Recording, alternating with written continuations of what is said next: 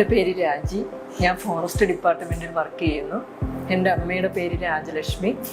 അമ്മയ്ക്ക് വയറ്റിലൊരു മുഴ സ്ഥിരീകരിച്ചിരുന്നു.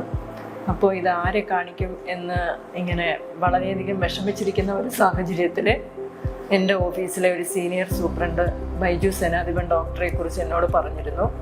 അവിടെയുള്ള പലരും ബൈജു സേനാധിപൻ ഡോക്ടറെ കുറിച്ച് വളരെ നല്ല രീതിയിൽ അഭിപ്രായം പറയുകയും അപ്പോൾ ഡോക്ടറുടെ ആ ഒരു നമ്മളോടുള്ള ഒരു സമീപനം ഒരിക്കലും മറക്കാൻ പറ്റാത്തൊരു അനുഭവമായിരുന്നു. എൻ്റെ ടെൻഷൻ മുഴുവൻ ഡോക്ടറെ കണ്ടതോടുകൂടി മാറി. ഡോക്ടറെ കണ്ടതും അമ്മയുടെ അസുഖം പൂർണ്ണമായി ഭേദമാക്കാൻ കഴിഞ്ഞു എന്നുള്ളതാണ്. ഒരിക്കലും അത് മറക്കാൻ കഴിയാത്ത ഒരനുഭവം തന്നെയായിരുന്നു.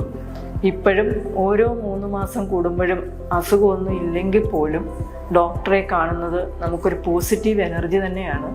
എന്ത് ബുദ്ധിമുട്ടിയാലും ലീവ് എടുത്താലും അമ്മയെ ഹോസ്പിറ്റലിൽ കൊണ്ടുവരികയും ആ ഡോക്ടറെ കാണുമ്പോഴുണ്ടാകുന്ന അമ്മയുടെ ഒരു സന്തോഷം അത് വളരെ വിലപ്പെട്ടതുമാണ്. ഒരു അസുഖമില്ല എന്ന പ്രതീക്ഷയോടുകൂടി തന്നെയാണ് നമ്മൾ ഓരോ വട്ടവും തിരിച്ചു പോകുന്നതും.